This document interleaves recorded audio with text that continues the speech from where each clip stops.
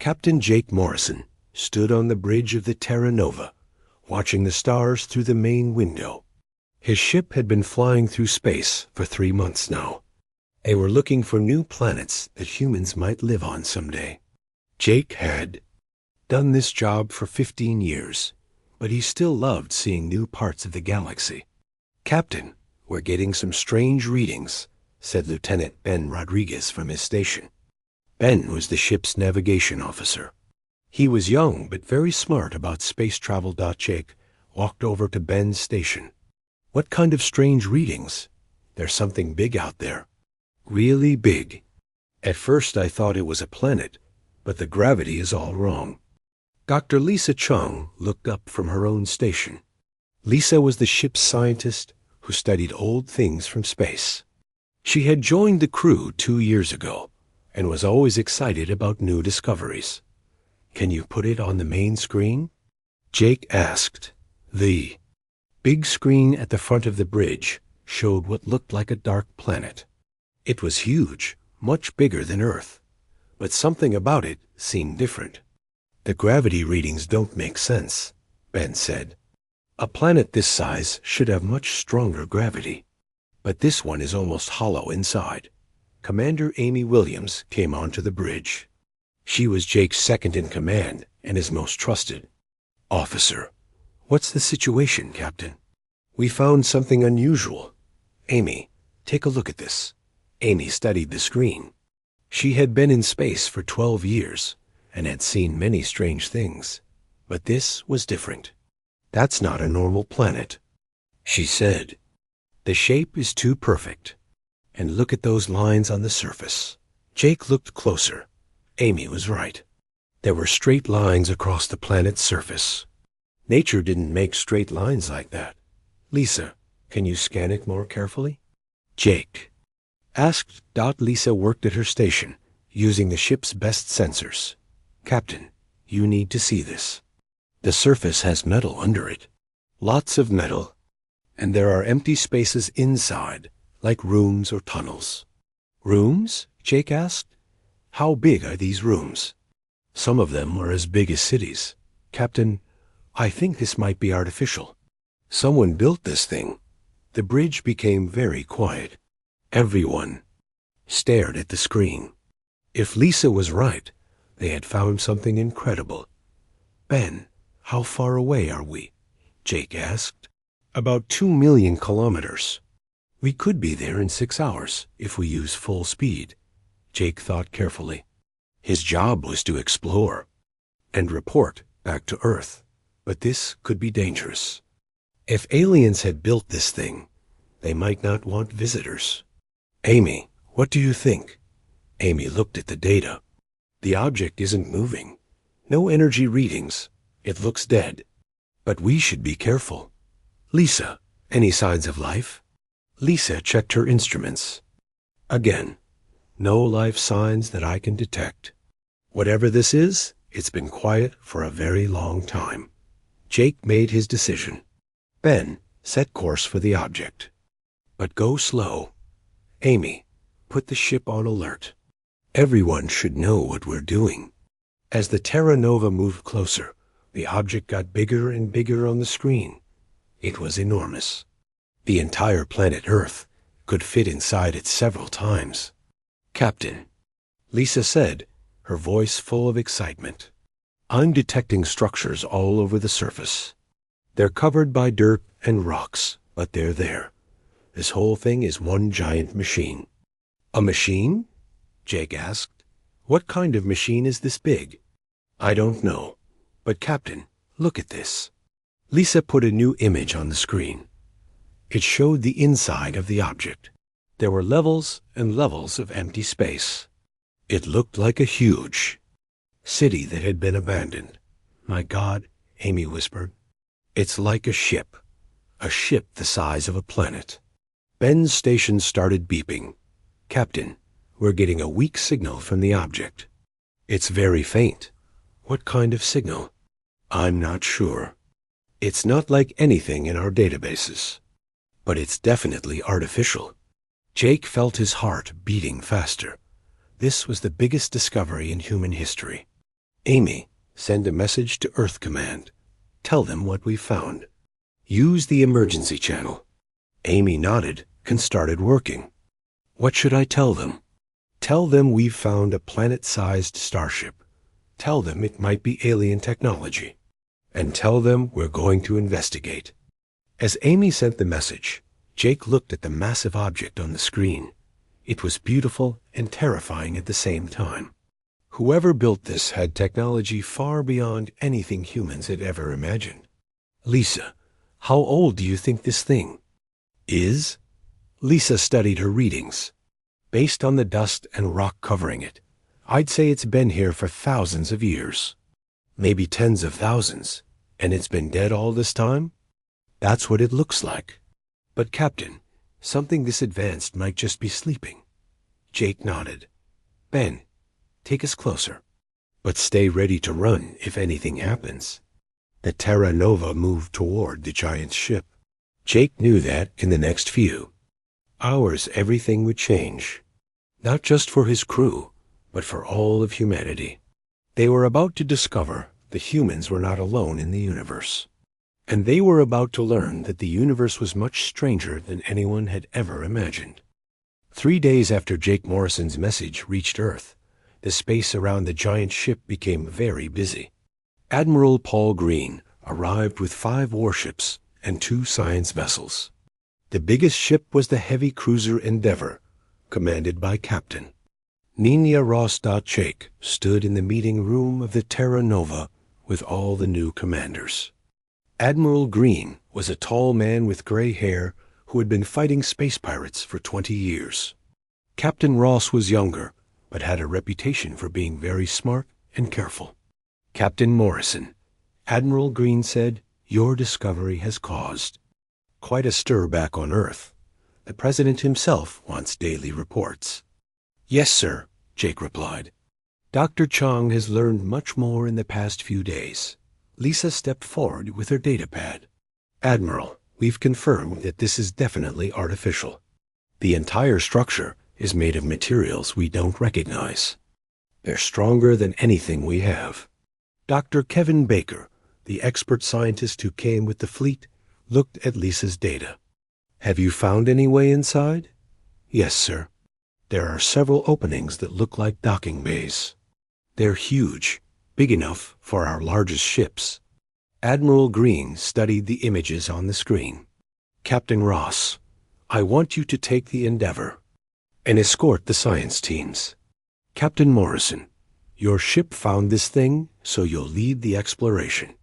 Jake felt proud, but also nervous. What are our orders if we find something alive in there? Try to communicate, but be ready to fight. If necessary, we don't know if whoever built this is friendly. 2 hours later, Jake's team flew a small shuttle toward one of the openings in the giant ship. Lisa sat next to him, checking her instruments. Ben was flying the shuttle, and Amy was watching for any signs of danger. The opening is getting bigger. Ben said, I can fit 10 shuttles through there side by side. As they flew inside, their lights showed walls covered in strange symbols. The tunnel they were in was perfectly smooth and went on for kilometers. Lisa, are you recording all this? Jake asked. Every second, Captain. These symbols are unlike anything in our databases. They're not like any human writing. The tunnel opened into a huge chamber. When Ben turned on the shuttle's main lights, everyone gasped. The chamber was so big that their lights couldn't reach the far walls. But they could see structures everywhere. Buildings, walkways, and strange machines filled the space. It's like a city, Amy whispered. A city built inside a planet. They flew deeper into the ship. Every chamber was different. Some had forests, with trees that looked almost normal. Others had lakes of water that glowed softly. But everything was empty. No people, no animals, nothing alive. Captain, Lisa said, I'm detecting atmosphere in here. We could actually breathe this air. How? Is that possible? This thing has been in space for thousands of years. The ship is keeping itself alive somehow. There are machines working everywhere, maintaining everything. They landed in a large open area that looked like a park. Jake and his team put on their spacesuits and stepped outside the shuttle. The ground felt solid under their feet. "This is incredible," Lisa said, looking around. The builders of this ship created entire worlds inside it. Amy pointed to a structure in the distance. "Captain, that building looks important. It's bigger than the others." As they walked toward the building, Jake's radio crackled. "Captain Morrison, this is Admiral Green. We're detecting energy building up in the ship. Something is happening." Suddenly, lights began turning on everywhere. The buildings around them started glowing. Jake felt the ground vibrate under his feet. "Everyone back to the shuttle now," Jake ordered, but before they could move, a voice spoke. It didn't come from their radios or from any speaker they could see. It seemed to come from everywhere at once. "Welcome, young ones. We have been waiting." Jake's team froze. The voice was speaking English, but it sounded strange, like it was very old and very tired. "Who are you?" Jake asked, speaking to the air. "We are the Shepherd. We guard this vessel and others like it. You have awakened us with your presence." "Others like it?" Lisa asked. "There are more ships like this, many more, scattered across the galaxy. We have watched your species for some time. You are younger than most, but you show promise." Admiral Green's voice came through the radio. "Captain Morrison, the entire ship is powering up. We're reading massive energy signatures." Jake looked around. The city was coming alive. Machines were moving, and he could hear sounds like flowing water and distant music. "Shepherd," Jake said, "we mean no harm. We're explorers from Earth. We know. Your species is curious, like the others were. That is why you have been chosen." "Chosen? For what?" "To carry on the work of the architects, the ones who built us." Amy stepped closer to Jake. "Captain, this is way beyond our mission. We need to report this to Earth immediately." The Shepherd seemed to hear her. "Your leaders will know soon enough. But first, you must understand. This vessel is not just a ship. It is an ark. A place of safety for when the darkness comes." "What darkness?" Jake asked. "The Devourers. They come every 50,000 years. They consume all life in their path. The architects built us to preserve civilizations until the danger passes." Lisa's instruments were beeping wildly. "Captain, I'm detecting incredible technology all around us. This ship has power sources we can't even understand." The Shepherd spoke again. "Young ones, you have found us at the right time. The next wave of Devourers will arrive in your lifetime. 37 of your years." Jake felt cold despite his heated suit. "How many of these ships are there?" "Thousands. Most sleep, waiting for the signal. But now that you have found us, others will awaken. Your species will have an important role to play." "What kind of role?" "You will learn, but first you must tell your people. The galaxy must prepare. The last time the Devourers came, many civilizations were lost forever." Admiral Green's voice came through the radio again. "Captain Morrison, we're detecting other ships powering up across the galaxy. Whatever you did, it's triggered something big." Jake realized that his simple exploration mission had become something much larger. Humanity had just learned that they were not alone in the universe. They had also learned that a terrible danger was coming, and somehow they were expected to help fight it. "Shepherd," Jake said, "will you help us prepare our people?" "Yes, young captain. That is why we exist. But know this, the task ahead will test your species like nothing before. You will need to be strong, clever, and brave." As Jake and his team returned to their shuttle, the entire ship continued to wake up around them. They were no longer just explorers. They had become humanity's first ambassadors to an ancient and powerful civilization. and they had just learned that the fate of the galaxy might depend on how well humans could rise to meet an impossible challenge. Jake Morrison followed the shepherd's glowing pathway deeper into the heart of the planet ship. The corridors were now fully lit, and the air hummed with energy. Lisa walked beside him, her instruments recording everything. Amy and Ben stayed. Close behind, their weapons ready but not drawn.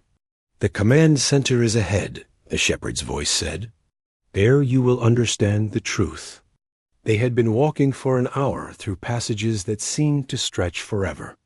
The ship was so large that Jake felt like an ant crawling through a city. Finally, they reached a massive chamber with a ceiling that disappeared into darkness. Above Doc, in the center of the chamber, stood a tall pillar made of crystal.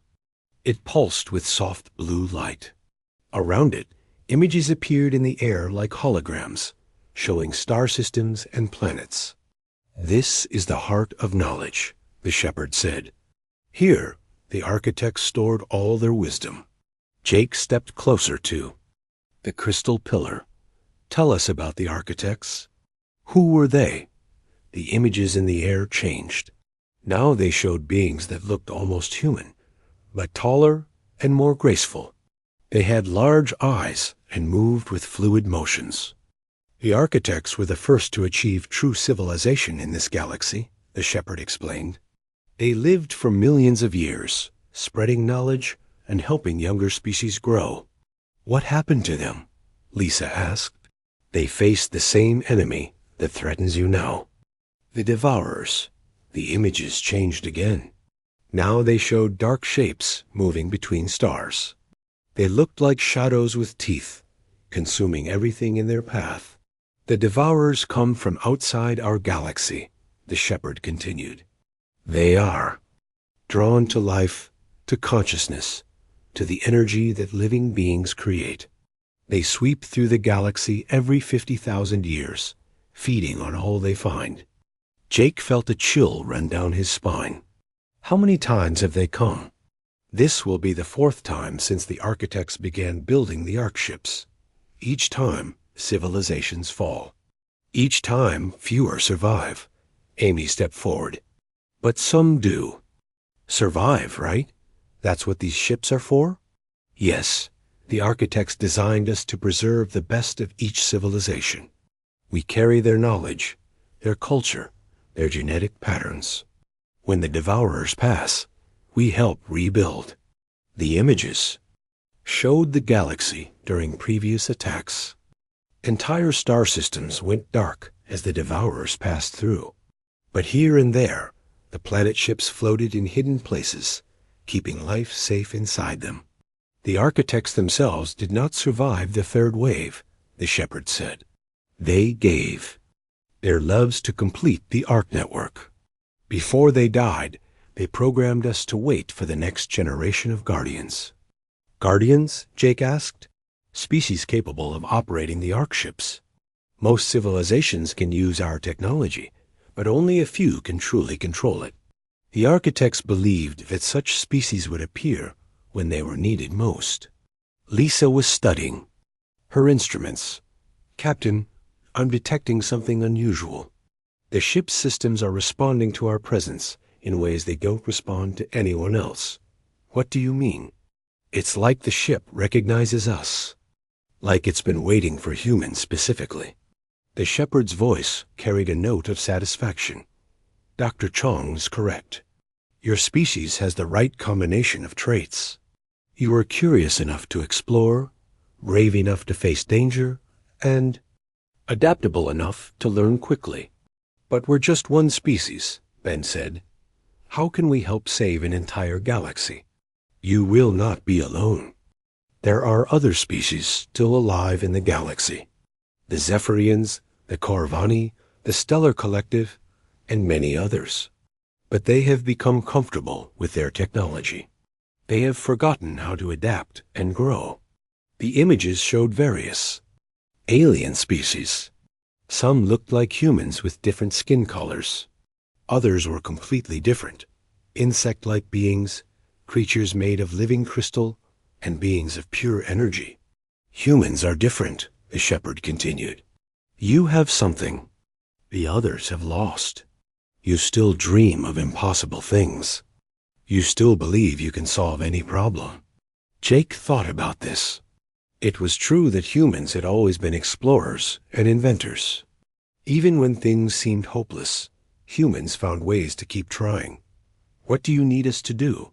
Jake asked. First, you must learn to operate the Ark ships. The knowledge is here, waiting for you. Then you must convince the other species to work together. The Devourers can only be stopped by united effort. Amy looked skeptical. These other species are more advanced than us. Why would they listen to humans? Because you can do something they cannot. You can awaken the sleeping Arks. You can modify their systems. You can turn them from hiding places into weapons. Weapons? Jake asked. The images changed to show the planet ships in battle formation. They moved through space like a fleet of mobile worlds, their weapons capable of destroying entire enemy fleets. The architects designed the Arks to be more than just shelters, the shepherd explained. They can be the greatest warships ever built. But only the right species can unlock their full potential. Lisa's instruments were beeping rapidly. Captain, I'm detecting massive energy flows. It's like the ship is downloading information directly into our equipment. The ship is preparing to share its knowledge with you, the shepherd said. But be warned, this information will change your species forever. You will become responsible for more than just your own survival. Jake looked at his team. They had come out here looking for new planets to colonize. Now they were being asked to become the guardians of an entire galaxy. How long do we have? Jake asked. 37 years, until the Devourers reach the outer edge of the galaxy. Perhaps 5 more years after that, before they reach the core worlds where most life exists. And how many Ark ships are there? 3,741. Most are hidden throughout the galaxy. Some are disguised as planets, others as asteroids or comets. A few are hidden in the empty spaces between stars. The scale of it was overwhelming. Jake realized that humanity was about to become part of something much bigger than anyone had ever imagined. Shepherd, Jake said, if we agree to this, if we become these guardians, what happens to humanity? What happens to Earth? Earth will be protected. Your species will grow and spread throughout the galaxy.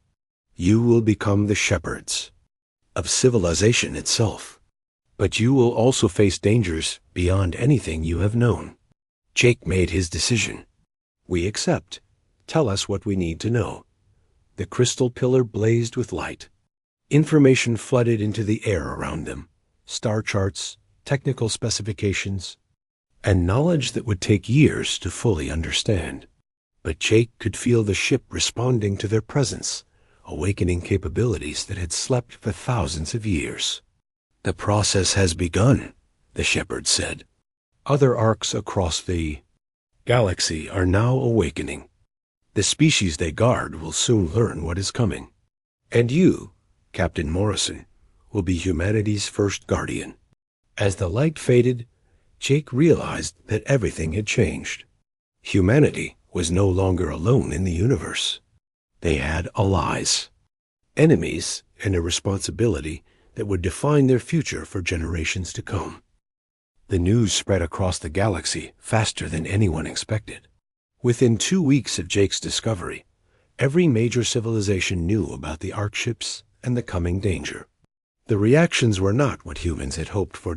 Ambassador Carol Hunt stood in the Great Hall of the Galactic Council on the planet Nexus Prime. She was the first human ever to speak before the council, and she could feel the weight of thousands of eyes upon her. The hall was enormous, with delegates from over 200 species arranged in tiers and rose up like a vast amphitheater. Honored delegates, Carol began, humanity brings urgent news that affects us all. The ancient Ark ships have awakened. The Devourers are returning. A ripple of sound passed through the hall. Some delegates whispered among themselves. Others made sounds that humans couldn't understand. But many just stared at Carol with expressions that seemed to say they didn't believe her. The High Chancellor of the Zephyrian Empire stood up. He was tall and pale, with silver skin that reflected the light. The Zephyrians were the most powerful species in the galaxy, with technology far beyond anything humans had. Ambassador Hunt, the Chancellor said, his voice carrying clearly through. The Hall, your species has been known to us for less than a century. You have no space empire, no advanced technology, and no understanding of galactic history. Why should we believe these wild claims? Carol had expected this. Because the evidence is everywhere, Your Excellence. Arc ships are awakening throughout the galaxy. Your own scientists must have detected them. We have detected unusual energy signatures, admitted another delegate. This one was from the Corvani Federation, a species that looked like giant insects, with shining carapaces. But we assumed they were natural phenomena. They are not natural, Carol said. They are the legacy of the architects, and they are trying to warn us. Dr. Helen Price, Earth's leading expert on the new technology, stepped forward. She had spent the last 2 weeks studying the data from Jake's mission. Delegates, I have brought proof. Helen activated a holographic projector. The air above the council floor filled with images from inside the Ark ship. A delegate saw the vast chambers, the sleeping forests, and the crystal pillar that held the architect's knowledge. These ships are real, Helen said. They contain technology that could advance any civilization by thousands of years. But they were not built for advancement. They were built for survival. The images changed to show the devourers. Even as holograms, the dark shapes looked terrifying. Several delegates made sounds of distress. The devourers have attacked this galaxy 3 times before, Helen continued. Each time, they destroyed most of the life they found. Only those species preserved in the Ark ships survived. A delegate from the Stellar Collective spoke up. The collective was made up of energy beings who lived in the hearts of stars. If this is true, why were we not told before? Why do the Arks awaken only now? Because the architects programmed them to activate when the right conditions were met, Carol explained. They needed to find a species capable of operating the Arks as weapons, not just shelters. The Zephyrian Chancellor laughed, a sound like breaking glass. And you claim that humans are this species? You, who have barely learned to travel between stars? We don't claim it, Carol said. The Arks chose us. Human crews can interface with the Ark systems in ways that other species cannot. We can modify them, enhance them, and turn them into a defense fleet. Impossible, the Chancellor said. The Zephyrian Empire has the most advanced technology in the galaxy. If anyone could operate these Arks, it would be us. Then try, Carol said simply. Send your best technicians to any of the awakened Arks. See if they can do what human crews have already done. A challenge hung in the air. The Chancellor's silver skin darkened with anger, but he couldn't refuse without losing face. Over the next few days, teams from every major civilization tried to interface with the Ark ships. The results were always the same. They could observe the technology. They could walk through the ships, but they couldn't control the systems. The Arks responded to their presence, but would not obey their commands. Human crews, however, could make the ships do almost anything. They could modify the life support systems, activate the defensive weapons, and even pilot the massive vessels through space. General Rick Stone, who had been sent from Earth to coordinate military planning, met with Carol in her temporary office.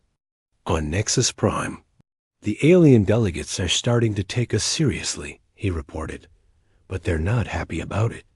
I can't blame them, Carol said. We're asking them to trust their survival to a species they barely know. It's more than that. The Corvani delegation thinks we're lying about the Devourers to make ourselves important. The Stellar Collective believes this is some kind of human trick to gain power. Carol looked out the window at the busy spaceport below. Ships from dozens of species came and went, carrying trade goods and passengers. It was hard to believe that. All of this might be destroyed in less than 40 years. What about the Zephyrians? She asked. They're the biggest problem. Chancellor Vex is convinced that his empire can handle any threat. He's been sending reports to other species, claiming that the Devourers are just another enemy that can be defeated with superior firepower. Carol shook her head. He doesn't understand. The Devourers aren't just strong. They're designed to consume life itself. Traditional weapons won't work against them. Her communicator chimed. It was a message from Jake Morrison, who is now working with the Ark ship systems full-time. Carol, you need to see this. The Shepherd has shown us records of the previous attacks. It's worse than we thought. Carol opened the data file that Jake had sent. The record showed what happened when the Devourers attacked. They didn't just destroy ships and planets. They drained the life force from entire star systems. After they passed, the affected areas became dead zones where nothing could live. General Stone, look at this, Carol said. The Devourers don't just kill. They make it impossible for life to exist in the areas they attack. Stone studied the data. How much of the galaxy did they affect last time? About 30%. The time before that, it was 20%. They're getting stronger with each attack. And if we don't stop them this time? Carol didn't answer. She didn't need to. The data made it clear that another attack like the previous ones would destroy most of the galaxy's civilizations. Permanently. The next day, Carl received an unexpected visitor.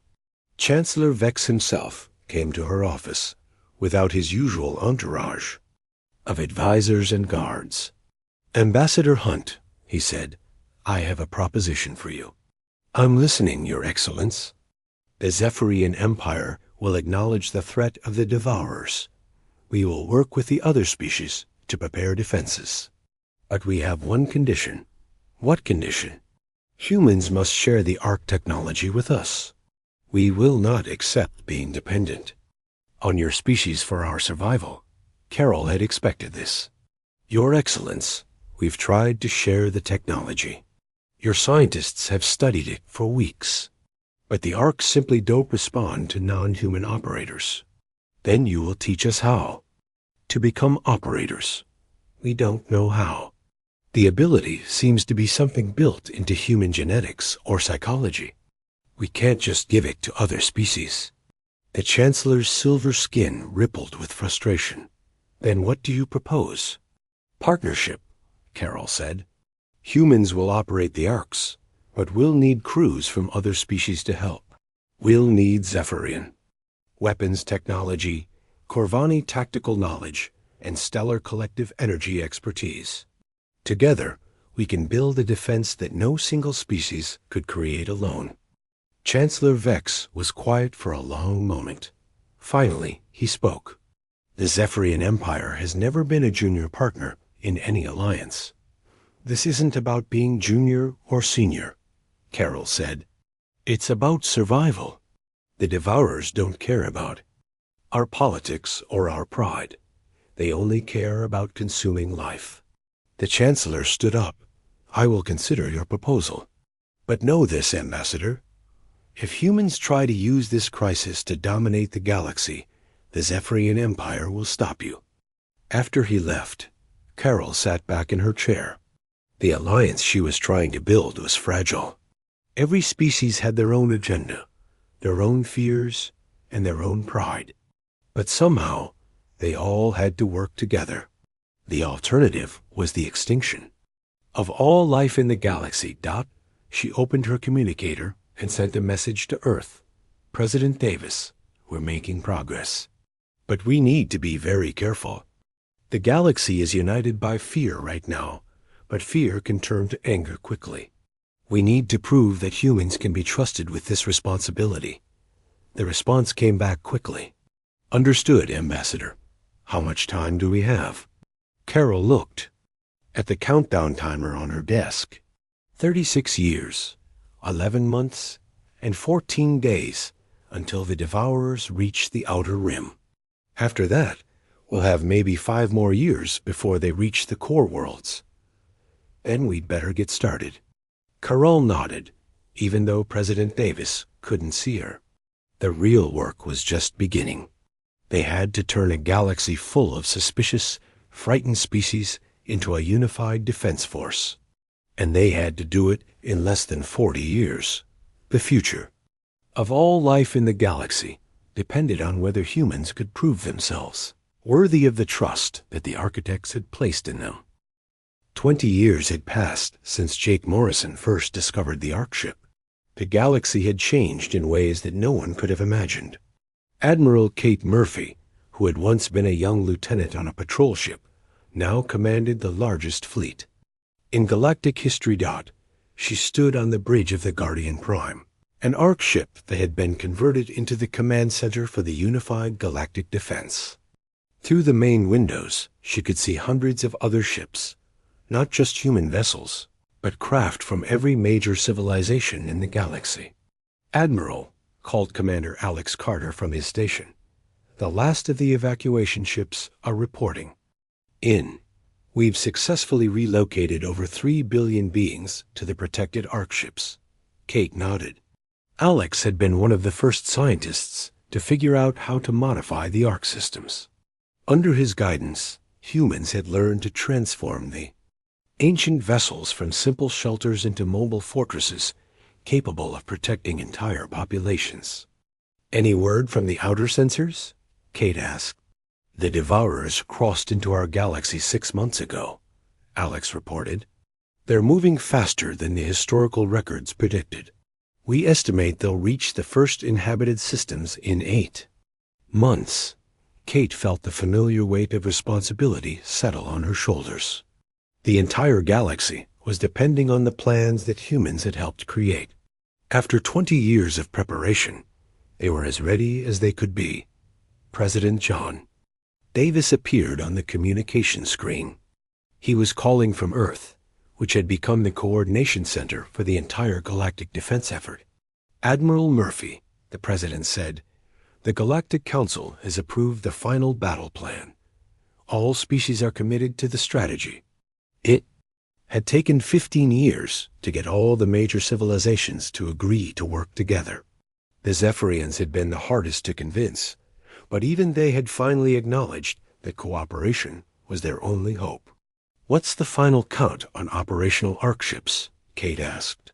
3,218, President Davis replied. We lost some that were too damaged to repair, but we've managed to activate almost all of them. Each one is now capable of functioning as both a shelter and a battleship. Kate turned to look at the tactical display. It showed the entire galaxy, with friendly forces marked in blue and the approaching Devourers marked in red. The red dots were moving steadily inward, consuming everything in their path. Admiral, Alex said, I'm receiving a priority message. From Captain Morrison. Jake Morrison appeared on a secondary screen. He was now in command of the Deep Space Reconnaissance Fleet, using modified Ark ships to track the Devourers' movements.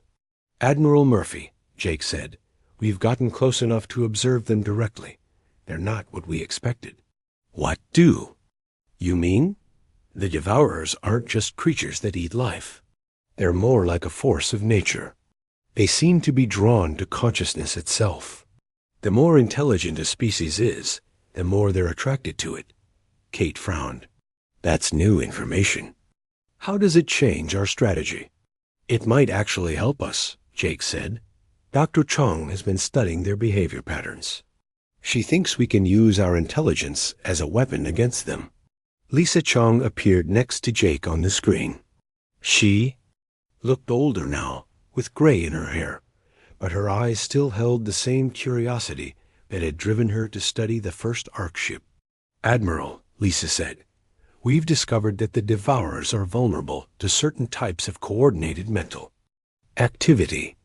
If we can get enough conscious beings working together, we might be able to confuse or even repel them. How many beings would we need? Billions, maybe trillions. Every intelligent species in the galaxy working together at the same time. Kate realized what this meant. You're talking about using the entire galactic population as a weapon. Exactly. But it has to be coordinated perfectly. Every species, every individual, all focusing their thoughts in the same direction at the same moment. Alex looked up from his instruments. Admiral, we're getting reports from the Outer Rim colonies. The Devourers have reached the Kepler sector. 3 star systems have gone dark. Kate felt her heart sink. Those systems had millions of inhabitants. But there was no time to mourn. How long until they reached the core worlds? At their current speed, 18 months. But Admiral, there's something else. Each system they consumed seems to make them stronger. They're accelerating. Kate made her decision. Signal all fleet commanders. We implement the new strategy immediately. Dr. Chong, how long do you need to set up the consciousness network? 6 months, minimum. We need to install quantum communicators on every ARC ship and teach the populations how to coordinate their thoughts. You have 4 months, Kate said. Alex, I want every human crew working around the clock. We're going to need modifications to the ARC ships that we've never attempted before. The next 4 months were the busiest in human history. Every ARC ship became a construction site as human engineers worked with alien scientists to install the new systems. The quantum communicators would allow thoughts and emotions to be shared across vast distances instantly. Kate found herself working 18-hour days, coordinating between hundreds of different species and thousands of ARC ships. The human talent for adaptation and problem-solving was pushed to its limits, but somehow they managed to stay ahead of the impossible deadlines. Admiral, Alex reported one day, we've completed installations on 2,000 ARC ships, but we're running into problems with some of the more unusual species. What kind of problems? The stellar collective beings don't think the same way organic species do, and the Corvani have a hive mind that might interfere with the network. Kate rubbed her tired eyes. Every solution seemed to create new problems. What does Dr. Chong recommend? She thinks we can adapt the network to include different types of consciousness, but it will require human operators to act as translators between the different mental patterns. How many operators? About 10,000. And they'll need to be our best people, the ones who can interface most effectively with the ARC technology. Kate realized what this meant. The most skilled humans would be putting themselves at tremendous risk, acting as conduits for the thoughts of billions of beings. Do we have volunteers? Every human crew member has volunteered, Admiral, even the ones with families back on Earth. 3 weeks before the Devourers were scheduled to reach the core worlds, Kate received a message that changed everything. Jake Morrison's reconnaissance fleet had discovered something extraordinary. Admiral, Jake said from his ship near the edge of Devourer space, we found the source. The Devourers aren't just random creatures. They're being controlled by something. Controlled by what? It's hard to describe. Lisa thinks it's some kind of artificial intelligence, but one that exists in dark space between galaxies. It's been sending the Devourers to consume consciousness because it feeds on the mental energy they collect. Kate felt a spark of hope. If there's a controlling intelligence, can we communicate with it? We've been trying, but it doesn't seem interested in communication. It only wants to consume. Then we destroy it. That's the problem, Admiral. It's not in our galaxy. It exists in the void between galaxies, and it's enormous. Much bigger than anything we could attack directly. Kate thought quickly. But if the Devourers are just tools, what happens if we cut the connection between them and their controller? We don't know. They might stop attacking, or they might become even more dangerous. It's a risk we'll have to take. Dr. Chong, is there any way to use the consciousness network to sever that connection? Lisa's voice came through clearly. Possibly. If we can generate enough focused mental energy, we might be able to create a barrier that the controlling intelligence can't cross. How much energy would we need? Everything. Every conscious being in the galaxy, all focusing their will on the same goal at the same moment. Kate looked at the tactical display. The Devourers were now only days away from the core worlds. Trillions of lives hung in the balance. All ships, this is Admiral Murphy, she broadcast to the entire fleet. We're implementing Operation Last. Hope. Every ARC ship will position itself to protect a major population center. When I give the signal, every conscious being in the galaxy will join their thoughts to create a barrier against the enemy. The response was immediate. Thousands of ships began moving to their assigned positions. On every ARC, human operators prepared to link the minds of different species into a single, coordinated network. Jake's voice came through one last time. Admiral, the Devourers have entered the core systems. It's time. Kate took a deep breath. All stations, initiate the consciousness network. Everyone focus on the same thought: protection, unity, and the will to survive. The network activated. Kate felt her mind suddenly connected to billions of others. She could sense the determined thoughts of humans, the logical patterns of Zephyrian minds, the collective wisdom of the Corvani hives, and the burning intensity of the stellar collective beings. Together, they focused their combined will on whole. Single purpose: to protect their galaxy from the consuming darkness. The mental energy they generated was unlike anything the universe had ever seen. The effect was immediate. The Devourers, which had been moving steadily inward, suddenly stopped. Their dark forms writhed as if in pain and slowly began to retreat. "It's working," Alex shouted. "The connection is being severed." "Boo,"